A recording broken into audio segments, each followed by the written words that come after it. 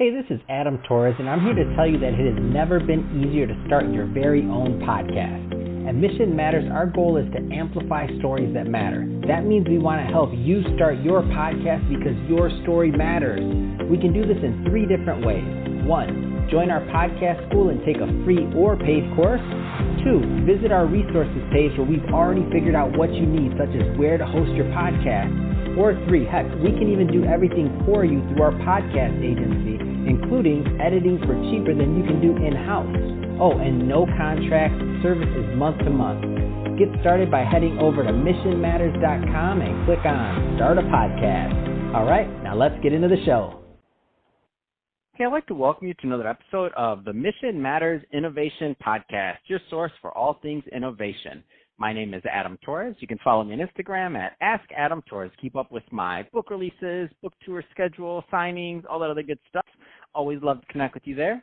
And as always, if you'd like to apply to become a co-author of one of my upcoming books, just head on over to the website, missionmatters.com, and click on Become an Author to apply.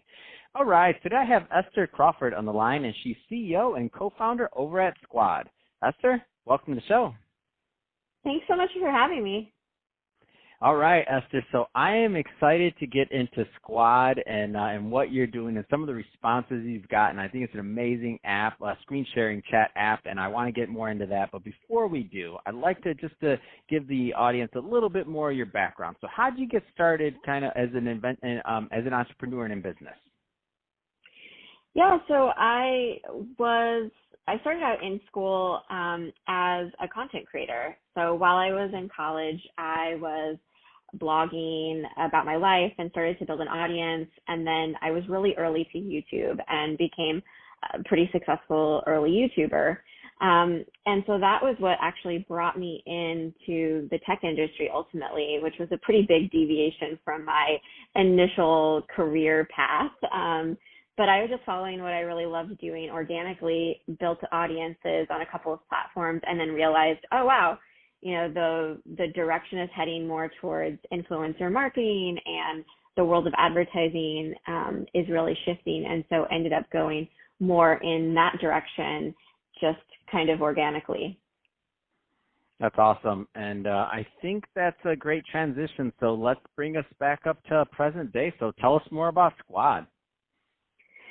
Yeah, so Squad is really an app for helping to facilitate meaningful connections. And like I mentioned, I was an early YouTuber. I have this really deep respect for and love for social products. And so started thinking a couple of years ago about what would it look like to build the next generation of social. And so much of what we've done to date is very asynchronous. Like if you think about how you interact with content, it's mostly through feeds. So you're liking and commenting things asynchronously. At Squad, it's a totally synchronous experience. And so you come into rooms where you can have audio and video on. They can be with people you know or people you don't know.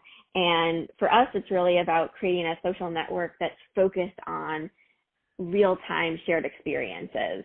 So instead of kind of asking you to create new content, we give you a place to consume the content that already exists.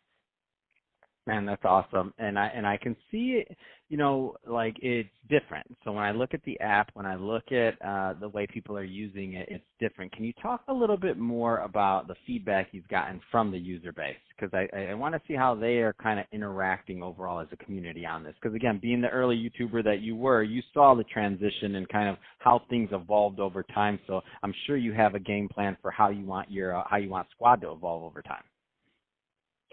Yeah, so it's a lot more like a digital living room than a digital stage.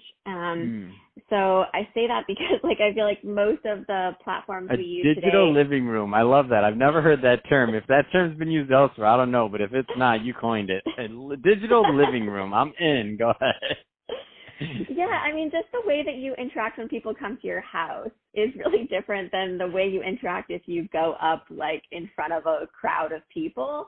And so we're trying to really simulate that living room space. So you come in and you can, like I said, be on audio and video. You can see the same thing at the same time. That might be watching movies or YouTube or TikToks or whatever.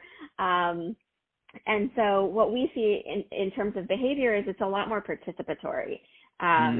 And that's very different from sort of social media, the social media of the last generation, where it is so much about the consumption experience. And also, if you were one of those content creators, then it was really about performing. So, you know, on Twitter, I always kind of feel like I need to have smart or pithy, funny, like little tweets. On Instagram, you want to show like your perfect self. So anyways, all of these different platforms are really interesting and great, but they have a very different kind of value proposition than Squad, which is really meant to be a place for you to be yourself, come chill live with other people. That's awesome. And I think I think like many of the people listening right now are like, wow, that sounds like it's different. Like you said, on Twitter, I'm like, oh my gosh, what am I going to write on Twitter today? I know I need to do at least one. Please let me have a moment of inspiration. Well, I feel like the thing that is still really missing is conversation. Like just what you and I are doing right now. We're live, we're having a conversation. It can flow in a bunch of different directions. As we get to know each other more, the conversation can grow in depth. And so that's just true for all of human interactions. And I think it's been really hard to kind of bring that to the internet. And so we're hoping that we're part of that move towards more of that real-time human interaction. That's exciting. And so what's your vision going forward? So I know you have a 2.0 coming and some other things. I mean, tell us about what's next for Squad. I mean, for us, really, at the end of the day, it's about continuing to improve the platform. We have all of these things that you can already do inside of the rooms. We have the mobile experience. We also have a desktop experience. On the desktop, what we see mostly people using that for is watching longer form content together, like Netflix shows. And, you know, for us really moving forward, it's all about how do we better facilitate those kinds of interactions in the rooms themselves. Do you want to have icebreakers to better get to know each other? Like just all these different elements that we're kind of constantly playing with. Our user base tends to be Gen Z, and so we have a lot of college students who, you know, want to meet each other, and what we're really excited about is the development of communities on the app and the development of interest-based communities, because at EVUS, all of our friends have, you know, a wide variety of interests from us as individuals, and it's really hard to have any particular friend meet every single one of our interests. So being able to jump into different kinds of groups and be part of those communities and engage in real-time conversations about topics that are interesting, I think is for us really about the next phase of Squad. And so what happens when you can meet and facilitate conversations outside of your friend group. And we're still early on that part of the journey, and so that's a piece that's really exciting to me. That is exciting. As you were saying that, I'm like, you know, none of my friends like anime, and I like anime, and I can never have that conversation because guess what? They don't like it. And I mean, it is what it is. But when you're saying that, I'm like, oh, I could find other people that like random stuff like me at random times. I'm in. I'm like, just because I don't even know how I ended up liking that. I don't know where it came from. It was a random thing I did one day, and I'm like, oh, I like this. Wait a minute. And then I want to have a conversation with people, and it's like, nobody knows what I'm talking about, Esther. So I love it. I get the point. I feel you. I have a wide variety of interests myself. Awesome. So Esther, if somebody is listening to this and they want more information on Squad or to connect with the brand, I mean, what's the best way for them to do that? Yeah, so our app can be found in the App Store just by searching Squad, or you can go to our website, squadapp.io, and we're on the traditional platforms. We're on Twitter and Instagram as Squad, or on TikTok as Squad App. Fantastic. Well, Esther, really appreciate you coming on the show today and sharing more about all your great work at Squad. And to the audience, as always, thank you for tuning in.